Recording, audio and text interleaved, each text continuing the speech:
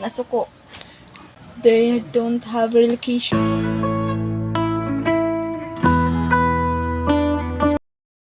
Ang hapon na inang, 4? Tinan ko muna oras inang, it's 3:39 pa pala inang. Medyo makulimlim. Baka uulan siguro ngayong gabi inang. Pagkita ko sa inyo ang dagat inang kasi tumaas ang level ng dagat sa Bisaya pa taob. Hello inang. Hapon na pala ngayon inang, hindi na ako naka-update kanina kasi matawagan na. Busy ako kayo na inang. Naglaba. Hindi nga ako nakatapos paglaba. Ngayon inang. Gusto mag-CR kaya lang hindi ko maiwan yung anak ko natutulog sa likod. Kasi siya kasama nito inang. Hindi siya pwedeng iwan inang kasi babae. Gusto ko lang mag-CR mo yan. Hanap mo na ako ng mautusan ko dito na may iwan. Sugat.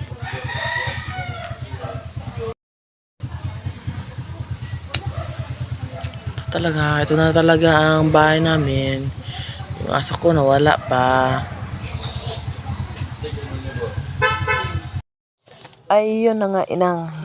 Yan na nga ako magluluto ng tubig. Tubig pala kasi gusto kong magkape dyan. Kasi nga alas 3, alas 4 ng hapon. So, alam naman natin ang mga Pinoy, umagahan, tanghalian at hapunan, andyan ang kape nang di yan mawawala sa ating mesa inang. So ako medyo busy yan ng inang nyo para lang may i-upload ng video kasi nga dito nga inang sa bago naming bahay na saan kami nag-rent.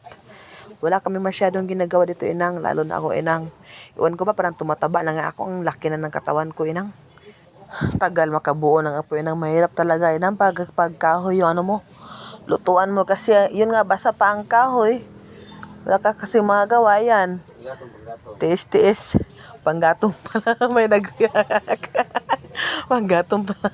Mahirapan naman tayo sa tumang kalisod mag-voice over. Ay. Pero kakayanin natin yan. Medyo natagalan ng inang niya sa kaupo kasi nga nahirapan siyang ano ba yung tawag sa panggatong? Mag-apoy. Yan, medyo umapoy na siya inang. Namamadali ang inang niyo dyan kasi gusto niya nga yung apoy di mawala. Kahit lang pinupulot para lang yan, umuusok na siya. So meaning, malapit na tayong magkape. Coffee is life sa mga Pinoy. Kaway-kaway sa mga Pinoy dyan na mahilig magkape ng. Marami na tayo, wag kayong mag-alala. Hindi lang kayo nag-iisa, nagdadalawa, nagtatatluhan. Dami-dami nating mga Pinoy na mahilig sa kape. Iwan ko ba kailan kaya tatayo ang inang nyo? Lagi na lang yan nakaupo. Medyo nahirapan yan sa tumang kalisod inang kasi nga nasanay yan inang nga hindi siya yung yung naghahaling. Yung asawa niya ang laging naghaling kaya hindi siya nasanay inang kaya pero buti na lang umapo yung ginawa niyang halingan inang. So medyo may kagalingan nga yung ginawa niya inang. Nakahaling na ako inang. Ano ba Tagalog yung kahaling? Kasi magkape tayo. Hugas tayo ng kaldero. Ito. Ay, hindi.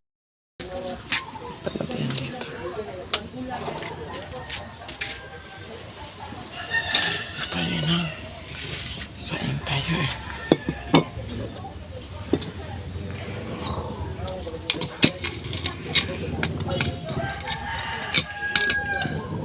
Ay, my goodness. Sorry, Lord.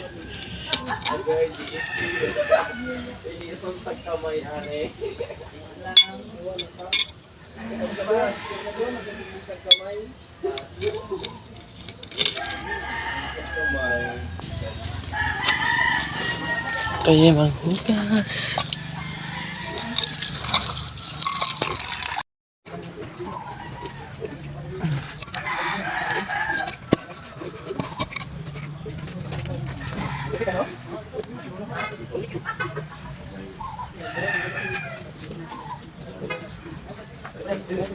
Kasi umasik ka na nito.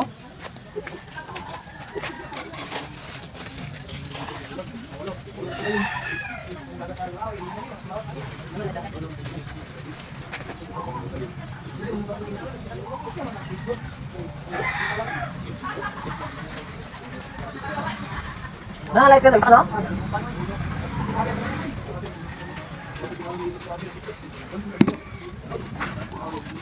Ano to lang sir? Sa tanong kato na pit.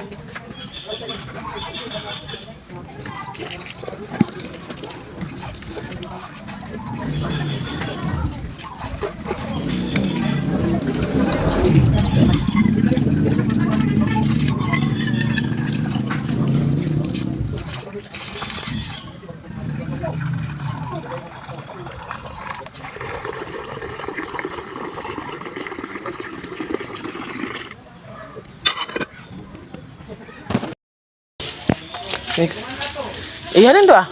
Di ako kakalim be.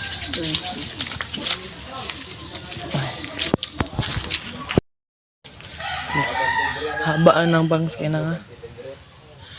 Ayan.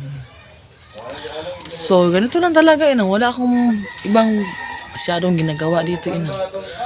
Maglaban naman ako mamaya pagkatapos ko magkape. Ito na ang buhay dito inang. Wala masyadong ano. Bago. Ang dami ko naman piluin. Plano ko magbili ng ano, karton. Doon. Ay, init yan. Kapit ka na. Ano ang dagat? Parang papahon na sa tuinang.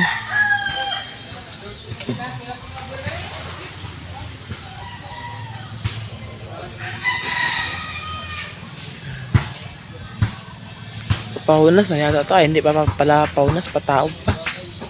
Taas pa ang tubig. Pabili ako ng... Sige lang. Kape. Kape tayo.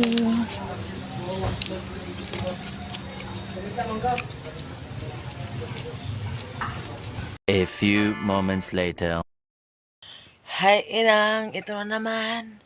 Dumating na naman ang kadiliman. So, gabi na pala dito, inang. Yan lang ang video ko ngayong araw. Wala kasi akong masyadong ginagawa, inang. Gusto ko sanang maglakad-lakad. Kaya lang, hiwan ko ba?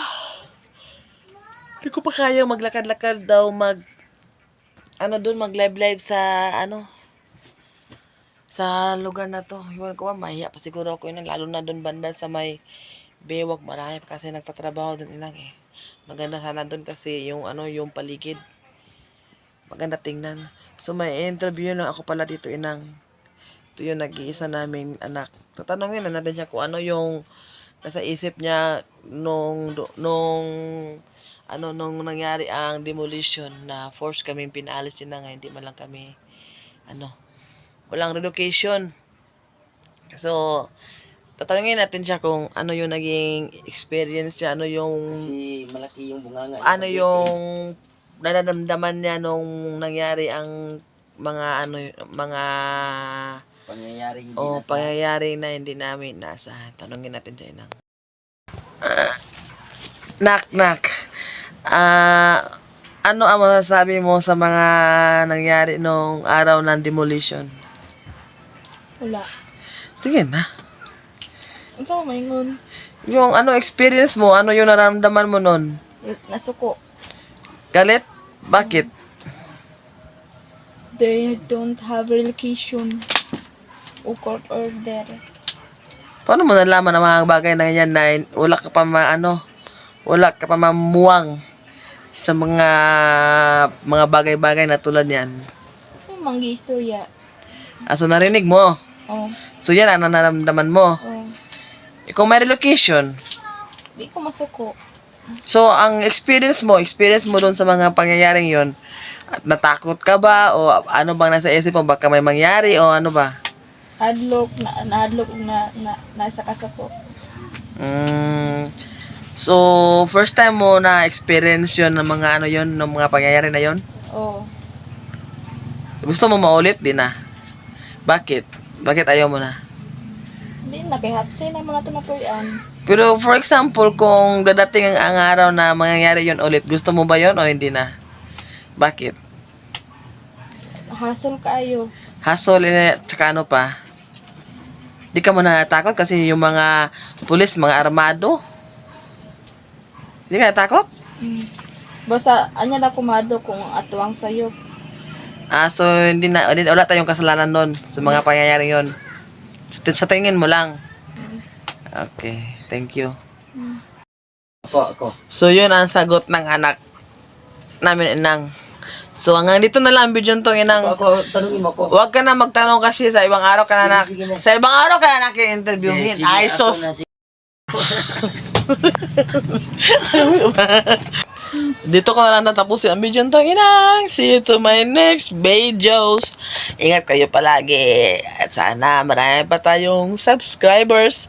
Pasensya na sa madalang kong pag-upload. Pero ngayon, araw-arawin ko na kasi nandito na yung phone ko. Nakuha ko na, inang.